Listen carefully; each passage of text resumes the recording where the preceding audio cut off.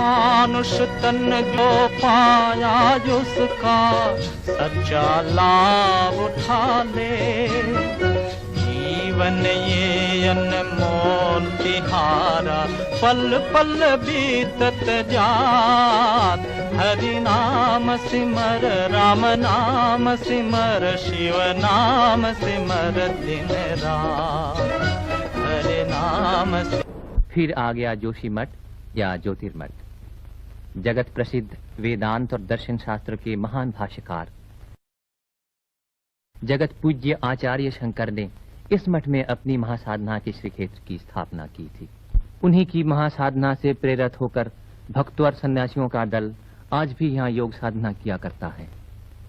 शंकराचार्य जी ने जहाँ परम ज्योति लाभ की थी, उस स्थान पर छाया घिरी साधन वेदी के दर्शन करने से भक्ति और श्रद्धा अपने आप उमड़ आती है। फिर आ गया पांडुकेश्वर। कहते हैं इतिहास प्रसिद्ध चंद्रवंशी पांडु राजा यहीं निवास करते थे।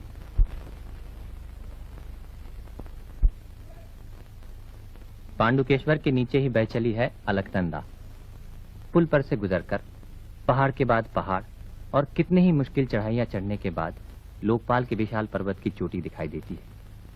सर पर सफेद मुकुट सा पहने हुए ये लोकपाल पर्वत की चोटी बर्फ से हमेशा ढकी रहती है।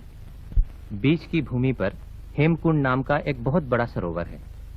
सरोवर के चारों ओर उजली चमकीली बर्फीली पर्वत श्रेणियां विराजमान हैं। मनुष्य का रहना सहना यहाँ संभव नहीं। कहते हैं सिखों के दशम गुरु गुरु गोविंद सिंह जी ने इस जनहीन स्थान पर किसी समय एकांत साधना की थी। उनकी उस महान साधना के स्थान पर आज एक सिख गुरुद्वारा दिखाई देता है।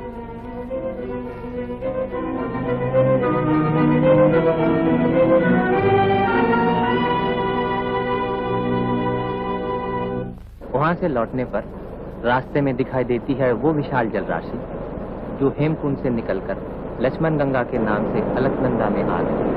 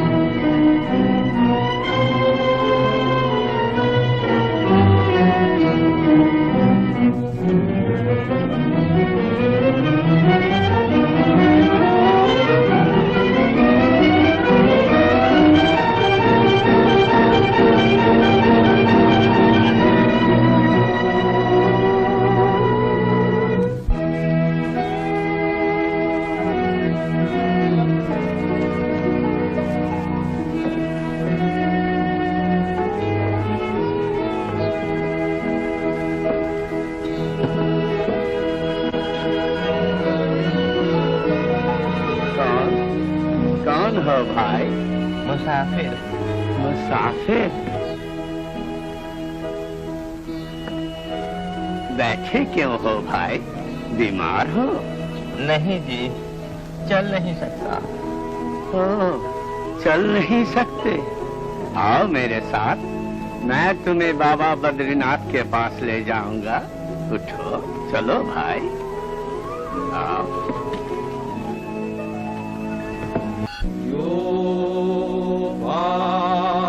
पुष्पं वेद पुष्पवान् प्रजावान् पशुमान् भवति चन्द्रमा वायपां पुष्पं पुष्पवान् प्रजावान् पशुमान् भवति य एवं वेद योपामायतनं वेद आयतनवान् भवति जम्बूद्वीपे भरतखंडे भरतखंडे आर्यवर्ते आदिवर्ते देशांतर्गते देशांतर्गते अमुक अपना अपना नाम लीजिए। बामनी दाई। गोपाल मोदी। के मन ने मुझे स्थिर न रहने दिया। जिस मंजिल पर पहुंचकर दूसरों की यात्रा खत्म होती है, वहीं से मेरी यात्रा फिर शुरू हुई। मुझे जाना है उसी राह पर जिसे महाप्रस्थान की राह कहते हैं। बर्फ से ढके हुए रास्ते से मैं आगे बढ़ चला।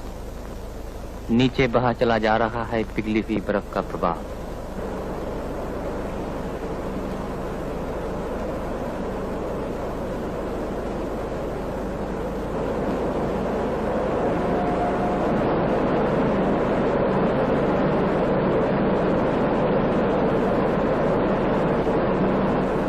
बहुत कुछ आगे बढ़ जाने पर वसुधारा का मनोहर दृश्य दिखाई देता है।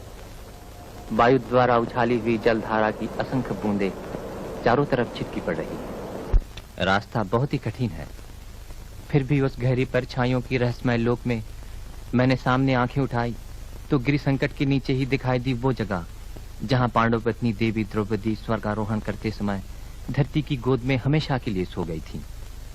इस पवित्र लक्ष्मीबान के पुण्य क्षेत्र में पहुंचकर ऐसा जान पड़ा जैसे मेरी सारी सत्ता किसी गहरी चोट के दर्द से व्याकुल हो उठी हो।